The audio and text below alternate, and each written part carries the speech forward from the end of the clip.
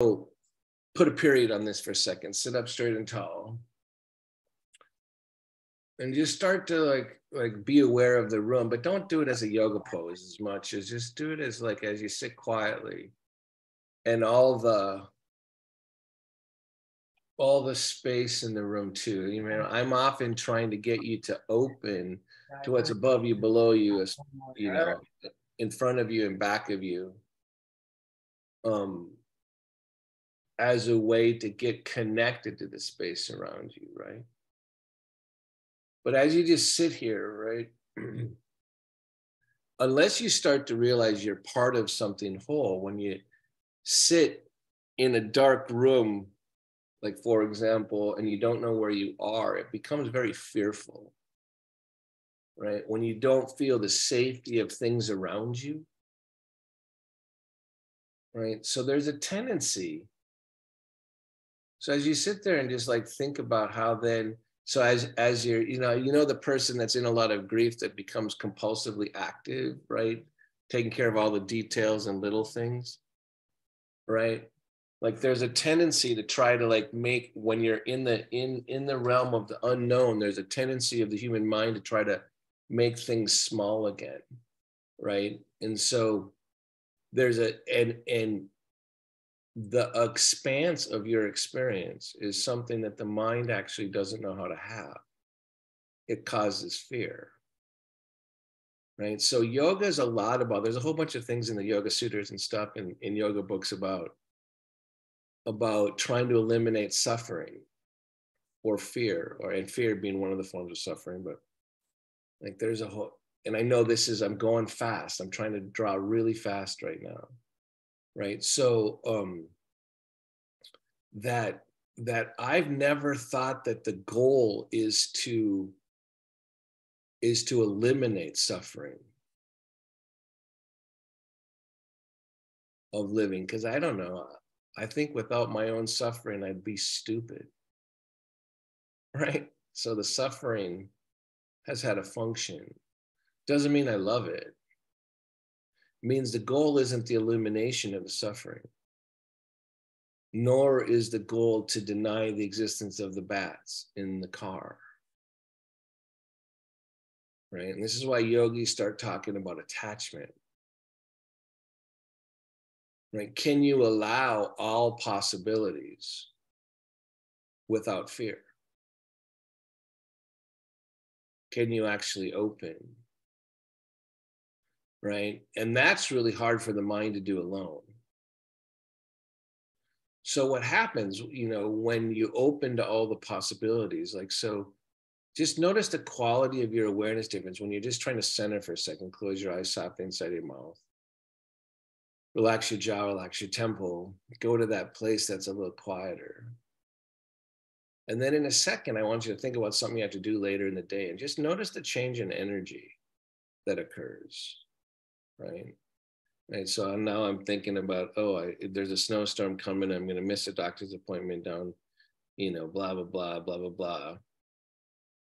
And all of a sudden the energy changed, right? And then I'm going to back up again.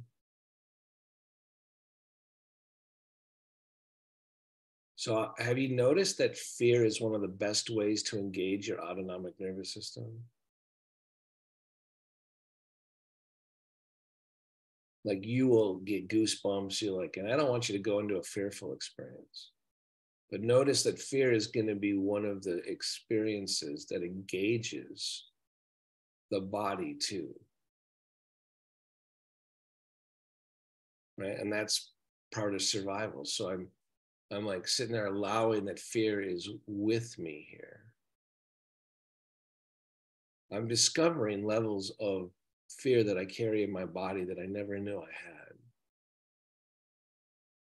Right? So I'm trying to start to let there be bats in the room again.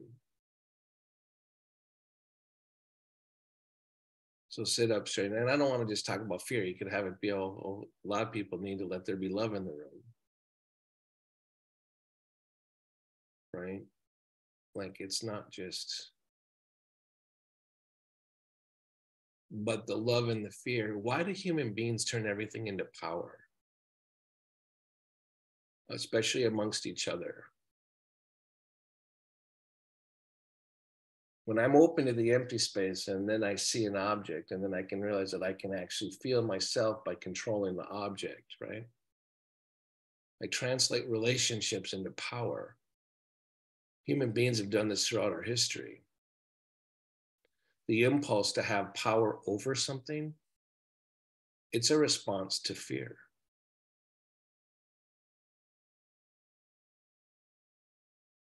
So sit back before that.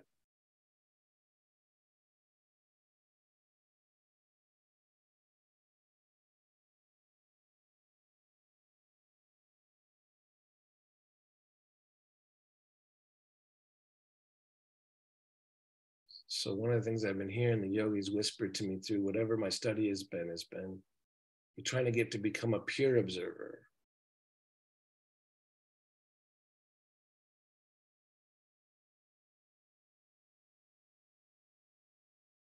My mind alone will see the bats. Sit up straight and tall. Start to add asana.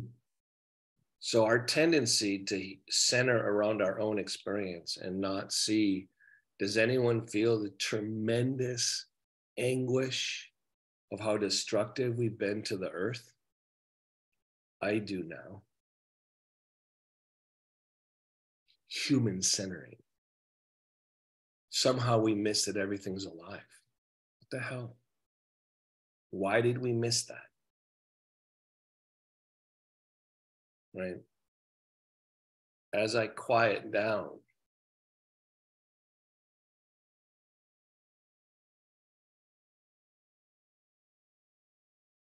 if I lift my chest slightly,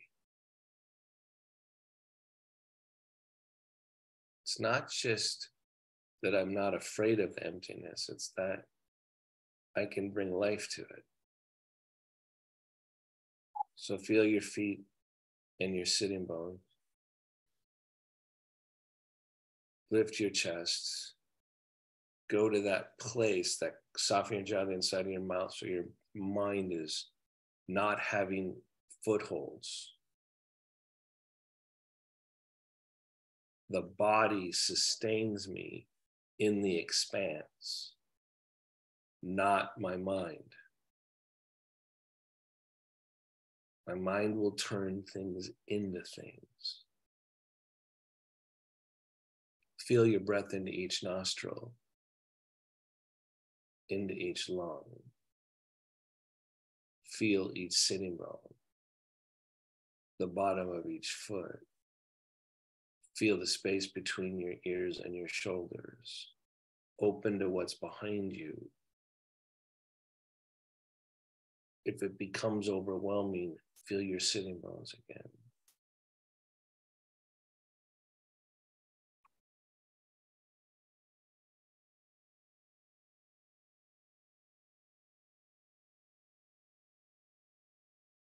Center into your own experience.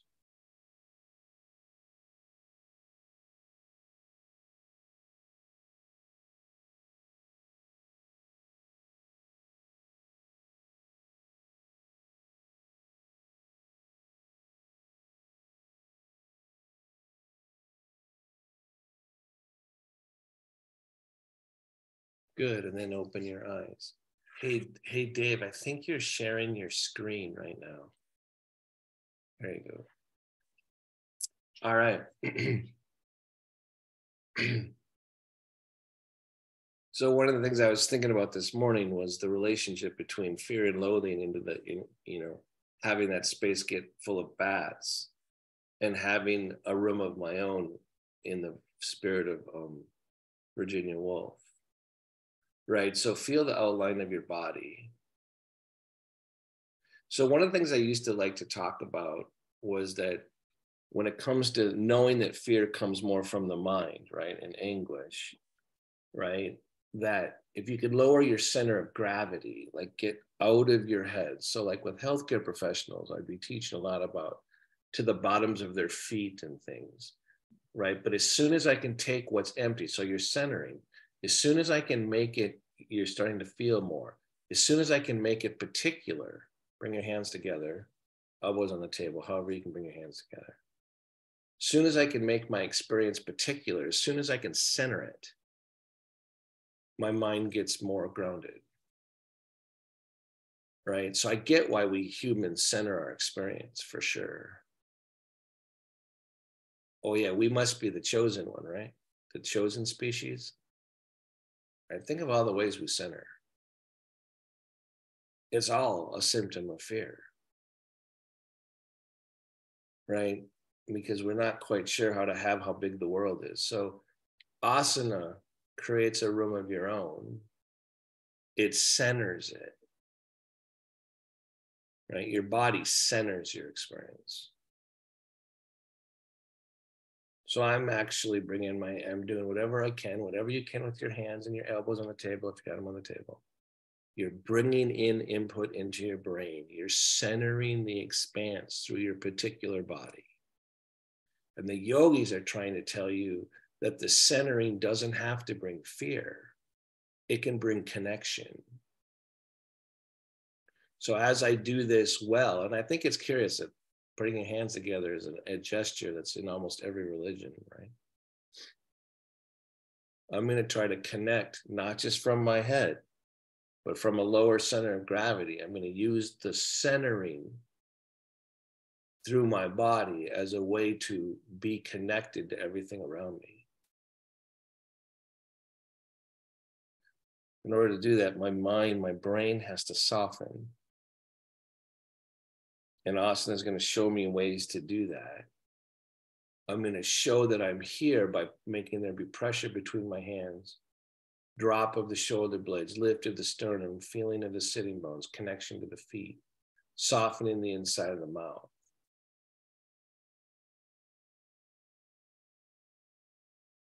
So centering doesn't require a disconnection from what's around you.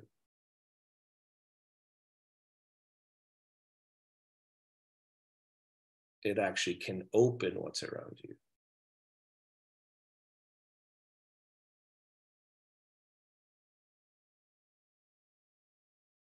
If I can learn from my body.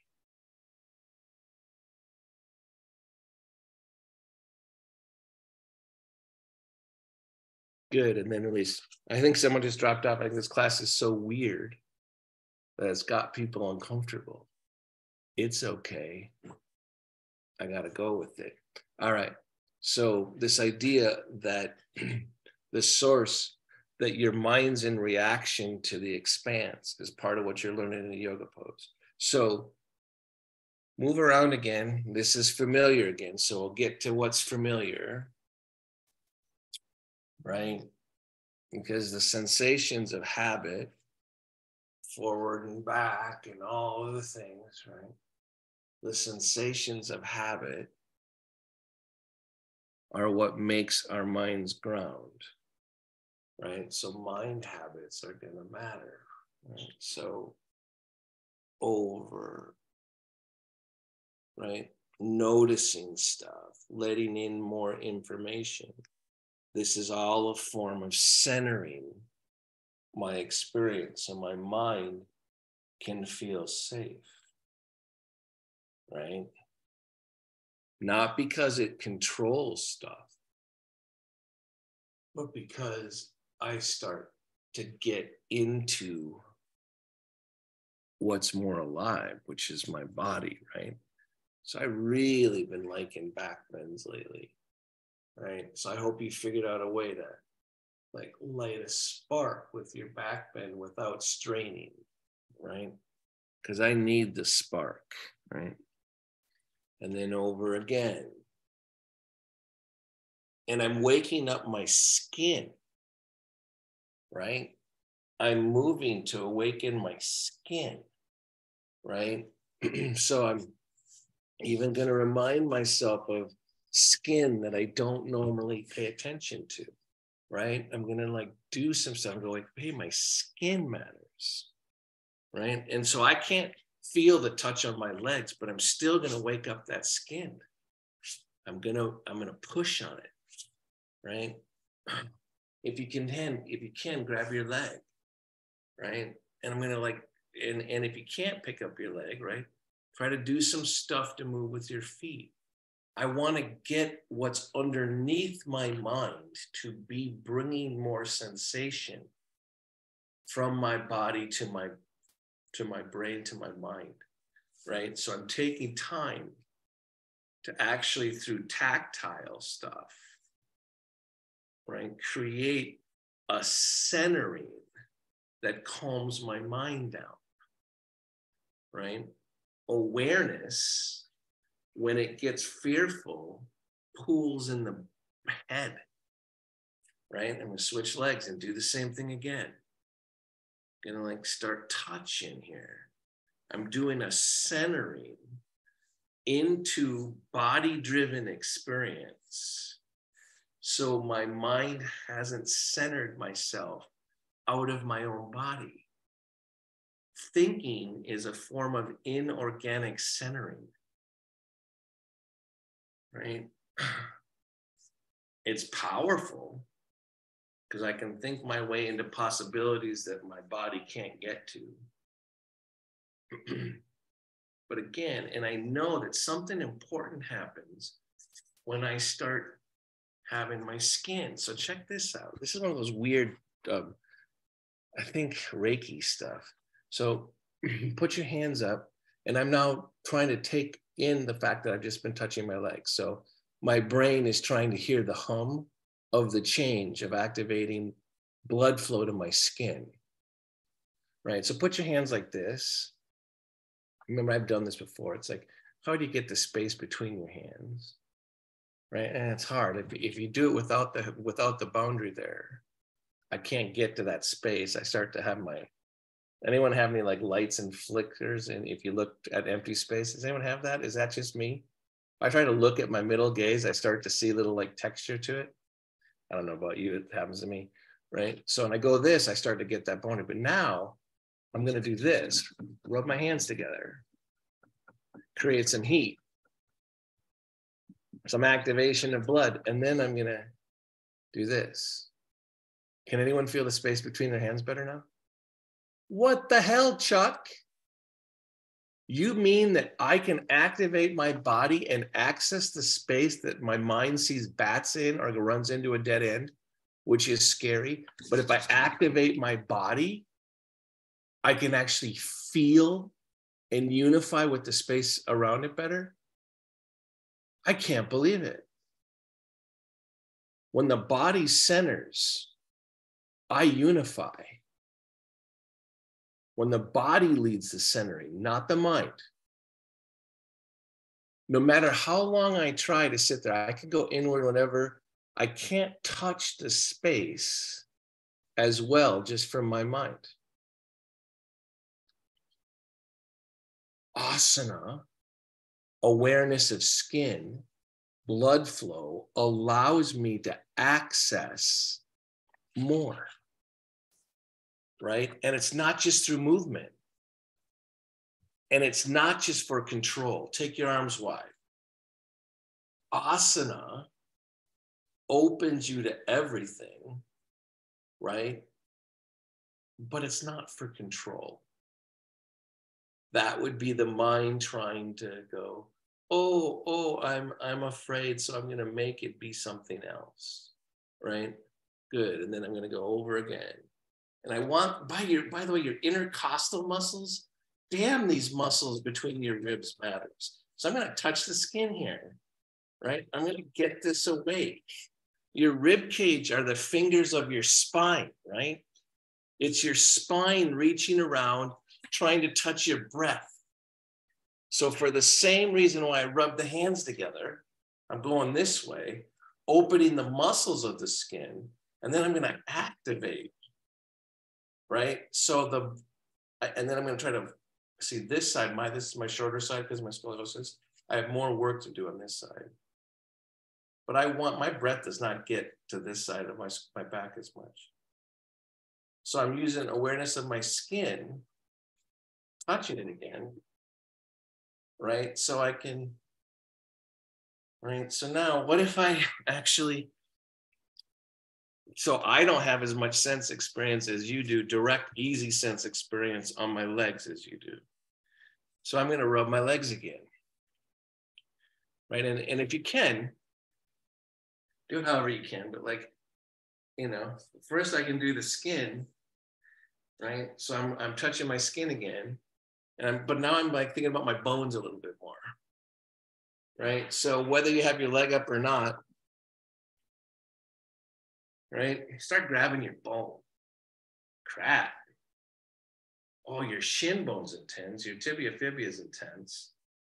Right. So I'm trying to like get this sense of my knee. Has anyone rubbed?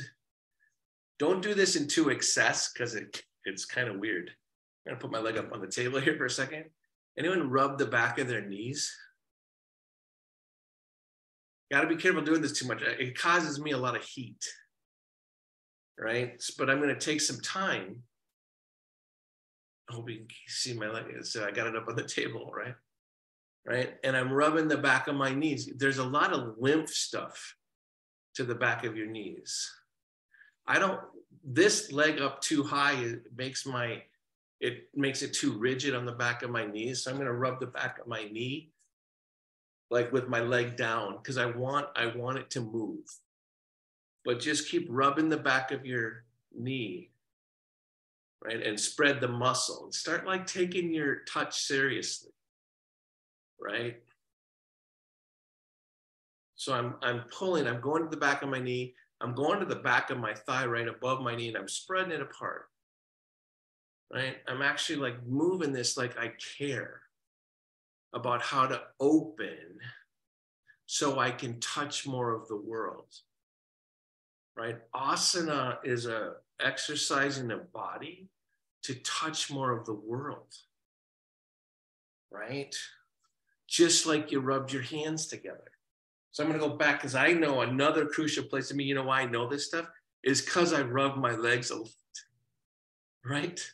And I know that the very top of my calf by my knee is another place that if I can start bringing some life to it, I'm going to have more sensation and more connection.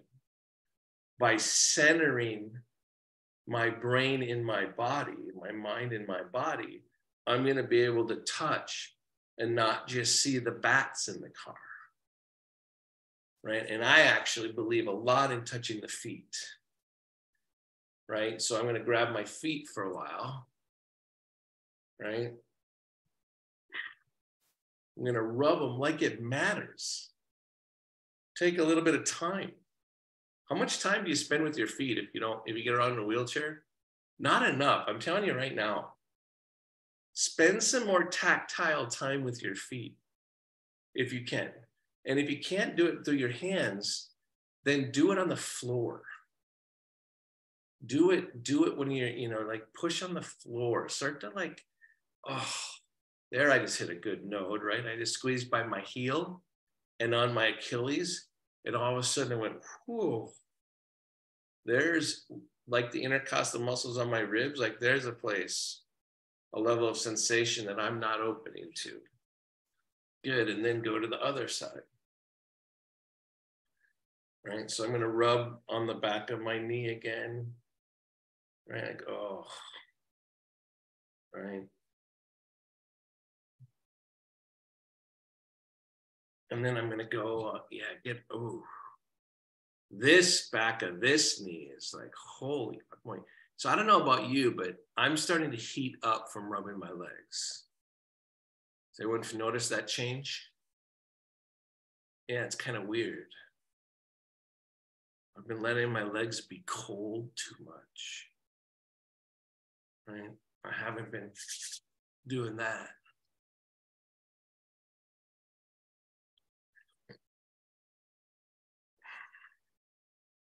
And then I'm going to go back to my feet and either push them on the floor, but slide them on the floor, create some friction, because the friction lets the blood get there.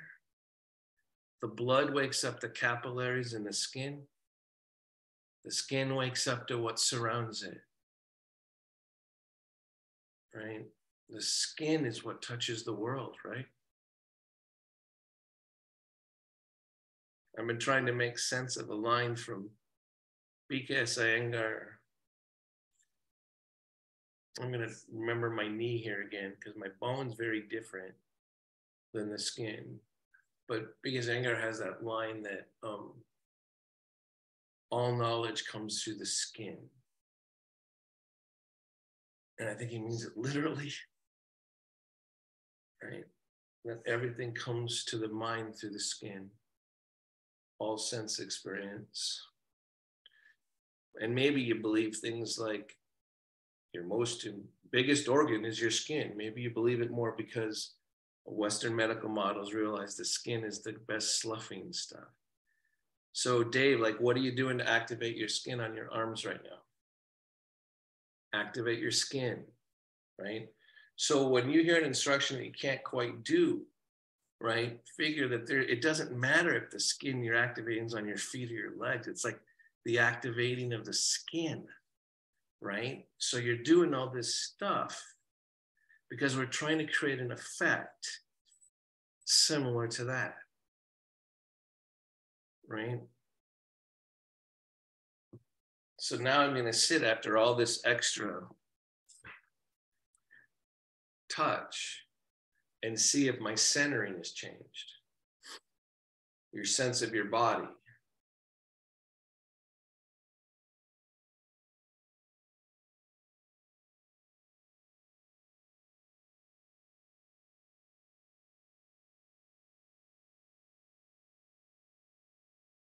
So if you don't feel a very subtle difference, it's okay. Your mind's just missing it.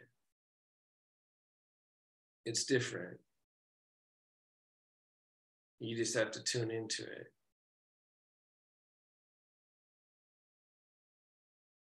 I want today in this practice as a form of centering, I want my skin to receive activation in my bones, right? Okay, so now hopefully you have a sense, and your brain habituates it, right? Your mind will turn it off because the hum that you might feel on your skin, your mind can only stay focused on it for 10 to 15 seconds. But now I'm going to want to press in on my own knees.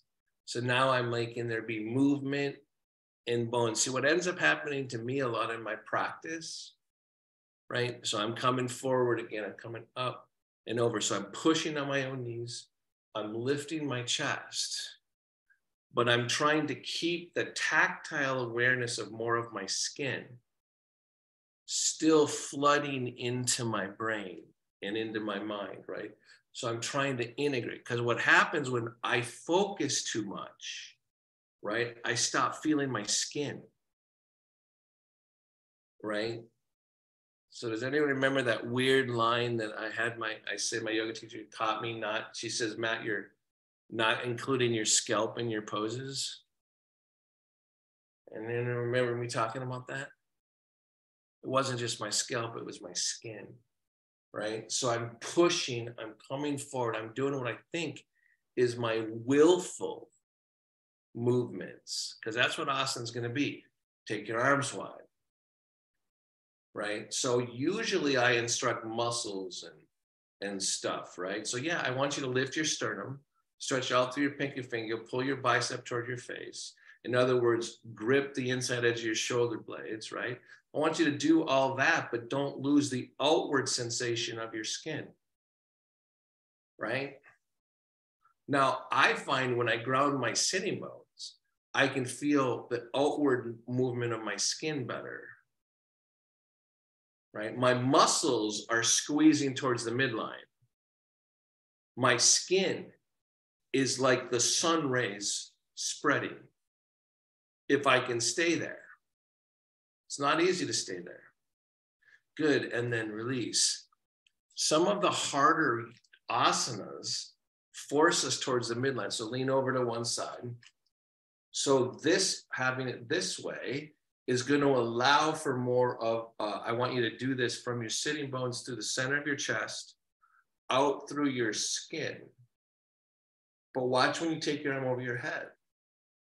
It's harder to have your skin. So I've got to readjust. I've got to wake up my skin in the pose, right? And then release. I'm going to do the same side again, right? But now I'm going to try to add sensation. So I'm going to take up, over. I'm going to remind myself of my skin. I'm going to push on my bone, but I'm going to move my skin on my thigh. So I get an input, right? Then go up and over into less space and try to feel my skin. And then take my arm wide and go, wait, it's easier to feel my skin here. Is anyone noticing, does this make sense what I'm saying? That the arm wide is more like the burst. This is moving the asana into less space. So let's go the other way, right? So you're gonna lean over to, it's my right now, right? Take the arm up. So I find crucial skin for me is between my shoulder blades. But in order to access that skin, I have to move muscles. I have to move between my shoulder blades. And then over.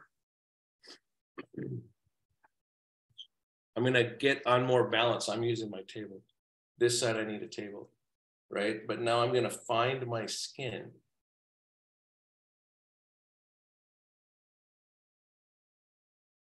Activate. Use my muscle towards the bone. Use the outward direction of my skin. Good, and then release. I'm going to do it again now, pushing on my back hip. So I'm coming over. I'm pushing down. Remember, I'm always choosing balance because once I don't have balance, this side's harder for me. Once I don't have balance, I leave yoga behind. So I'm pushing on this.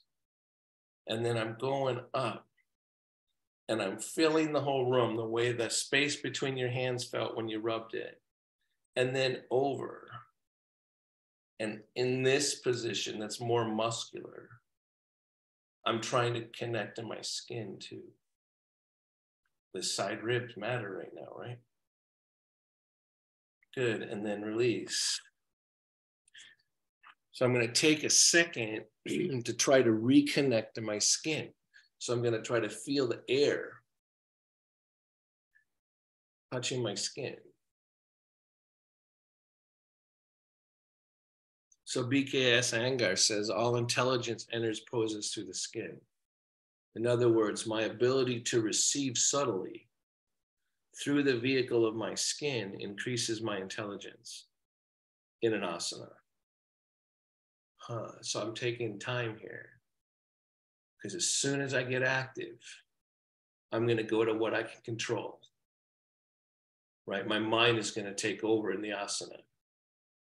So I'm trying to make sure, find different ways to not do that. So I'm going to go over again, right? I'm going to take time to go, oh, so if I roll my shoulder forward, all this alignment stuff, right? If I roll it forward, which is wrong, right? If I roll it forward, my skin has dead places in it. If I activate my spine, open my chest, roll my arm open a little bit, I start to feel my skin more, right? Good. And then the other way. I'm practicing my skin now as a form of centering into openness through my body, not just through calming my mind down.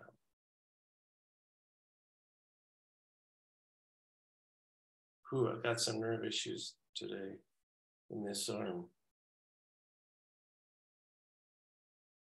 Good, and then we're gonna go the first way. So I'm gonna, because I've kind of lost track of the sensation of my legs, and I'm differentiating between the sensation of my skin on my legs and my bones.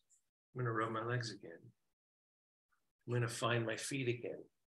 You just put them on the floor, press through the floor, right? But I want it particular. So the reason why I'm having you touch, if you can, is I want the particularness, the centering of your body into your brain's experience, in your mind's experience. I want it to be particular, not just general, right? So I'm trying to get this sensation to be humming through tactile manipulation, right? Something tactile. I'm going to do it on the other leg. And I'm trying to see, even if I have to only imagine it, after I just touch that leg, I'm going to allow for the fact that my right leg is humming more than my left, right? Because there's more blood here. So I'm doing it again. I'm trying to get this energy to be part of my pose, because my skin is my most sensitive organ, right? And then I'm back down again. I'm going to sit, and then I'm going to center around it. So I'm feeling where I just touched. I'm going to do this. So I have even more stuff, right? So I've got more input. And then I'm going to center my bones, sitting up straight and tall, pressing on my knees a little bit. I'm centering the sensation on my skin with the bones of my legs and rib cage. Breathe.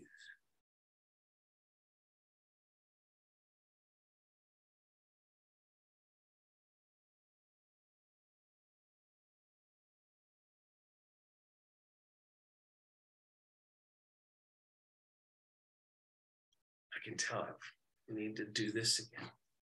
I want this to wake up, right? Because I'm going to lean over again.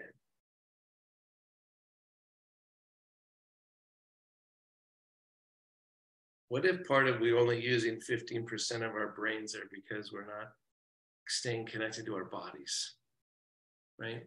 Over. I'm going to push in on my knee first, and then I'm going to push it away. And then I'm going to put it in, and then I'm going to push it away, right? I'm going to push into my rib cage, get my spine to move through my body, and watch the skin of my torso become more aware. I'm going to make sure I'm not gripping into my head. From my spine, I'm going to expand my skin into the space. It's a good time to breathe.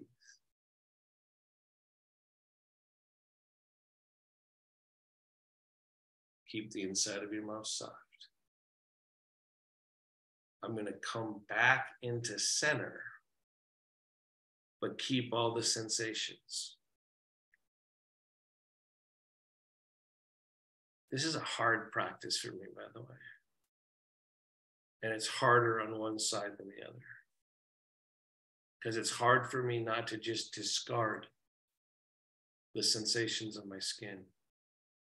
Because my mind thinks it's more in charge than it is. Right? My mind is trying to stay in control. Right? So I'm going to go over again. Right? So I'm going to use the table on this one. Right? For some sort of reference.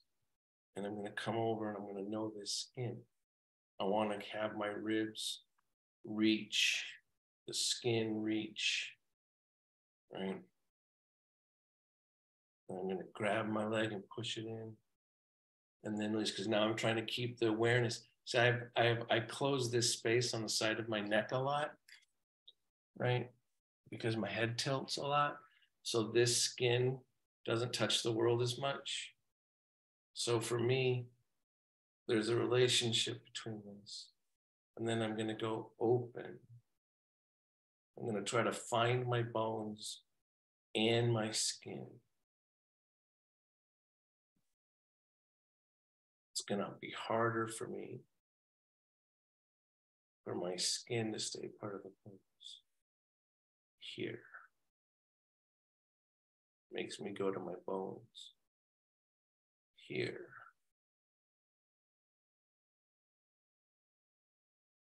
back, center. Now, I hope you're beginning to feel maybe a little bit of fatigue, but some lightness from practicing more with your skin, from doing the equivalent of this with more of your skin. And so as you're aware of your skin right now, more, hopefully a little bit more, breathe, combine.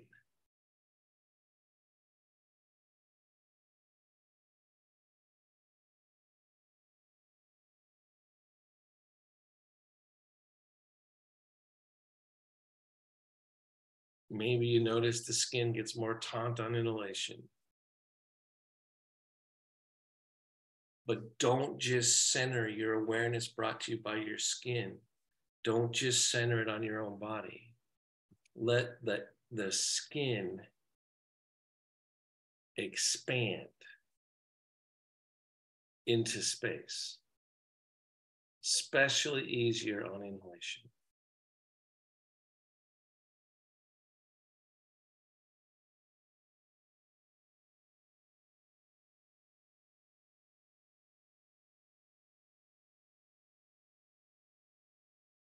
Do you know how many capillaries go through your skin? An extraordinary amount.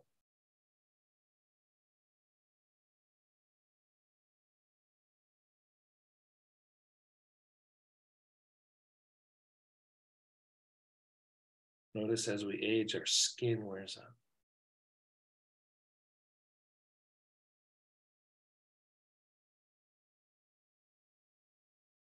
It's not our fault.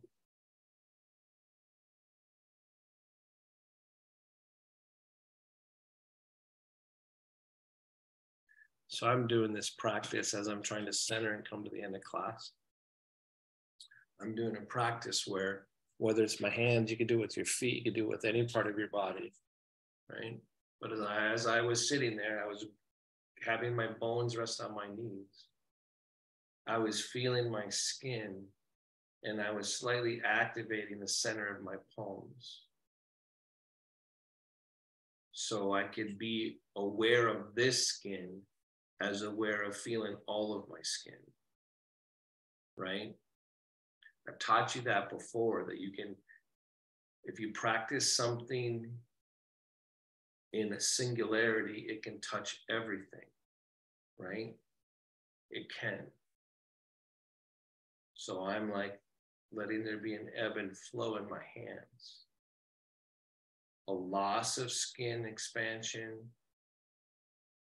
And this could be, you could do it on your chest too. You could drop your chest and lift your chest and keep noticing the expansion of the skin and the dropping of the skin. So it doesn't matter if you do it on your hands. Do it with your elbow pit. And you practice. That's really hard though. But opening the skin on my elbow pit changes everything. It makes me want to lengthen my neck. For God's sakes, I've got a lot of nerve tension in my elbows. So like I get freedom in my neck if I open the skin on my elbow pit. So that kind of connection between like my elbow pit and my neck is like being open to the fact that there are bats on the inside of the car. And I'm gonna breathe.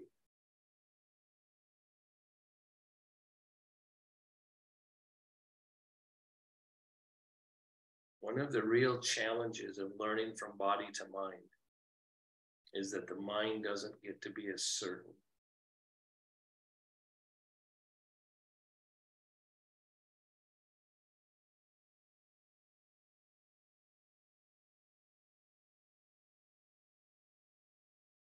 So the skin on my palms, I'm letting stand in for the skin on the side of my neck. As I open the skin on my palms, whether or not my fingers stretch, I'm trying to open the skin between my shoulder blades. I'm trying to open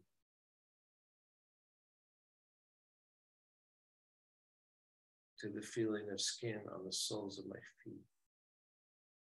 Much harder. My mind gets no feedback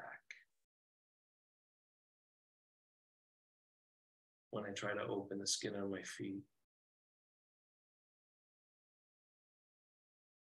I need not to be afraid.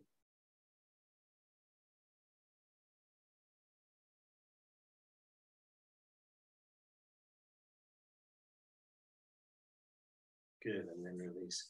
So you also could be real, I could be real critical of myself and go, oh, you're just imagining that you can feel the sensation of skin on your feet. Right? I could self-efface there and criticize myself and go, oh, that's just your imagination. Maybe the human nervous system's the fact that this can make me feel the space between. I don't know what's possible. I don't know what's on the inside of the car with me. So I'm going to center and breathe here for a second and not have to understand all the possibilities of my asana practice. One thing I need to do is I need to only share my yoga practice with you. I don't need to tell you this is how it goes, because I don't know if this is how it goes. I'm telling you that when I practice from my skin more, something remarkably lightening happens. Something in the quality of my experience betters. And it's very different than what I get when I practice from my muscles.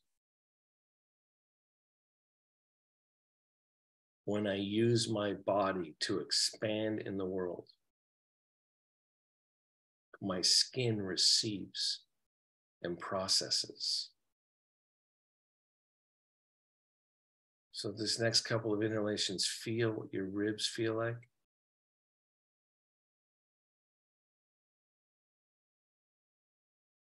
Let it go all the way out through the skin.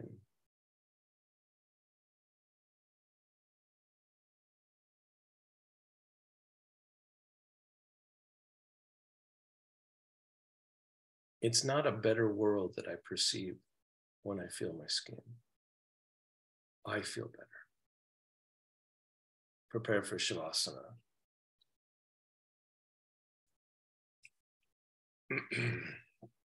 So, such acute awareness or particular awareness of the skin tends not to be the way to do Shavasana.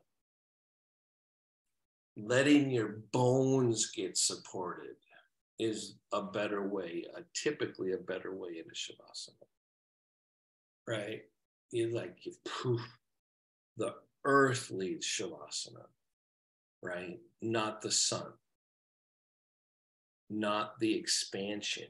Although through Shavasana and allowing the earth to cup you, to hold you up, allows you to integrate with the space around you, right? And that's part of what's happening in Shavasana. Turns out that I do like my fingertips touching because the skin reminds me as my bones receive. Soften the jaw, the inside of the mouth.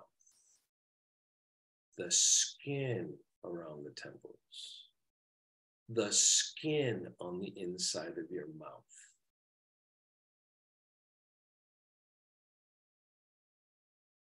So your bones get to receive.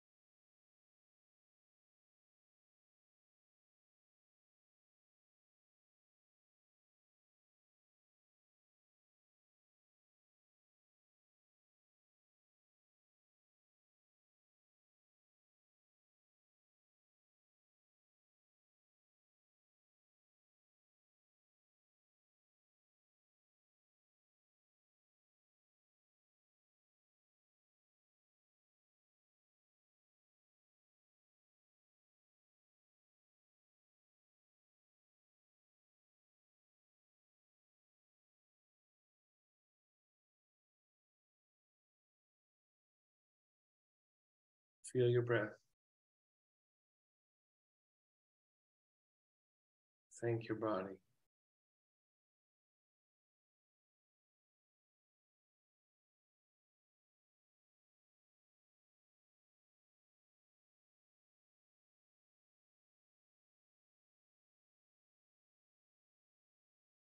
Thank it again.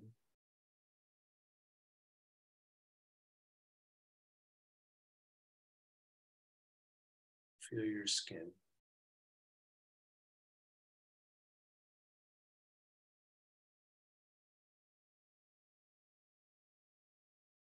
Start to bring yourself back. Slightly deeper inhalation, slightly longer exhalation.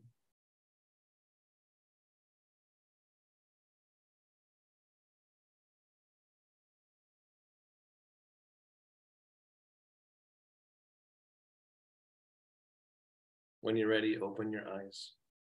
Let the light in. If it's too much, close them again.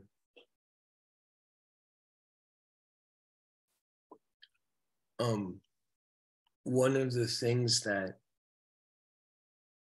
I was trying to get across in this class, besides the yogic part, was that the tendency for human beings to human center, or to become more self-absorbed, which is how we started more, right?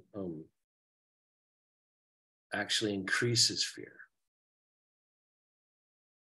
because it disconnects us.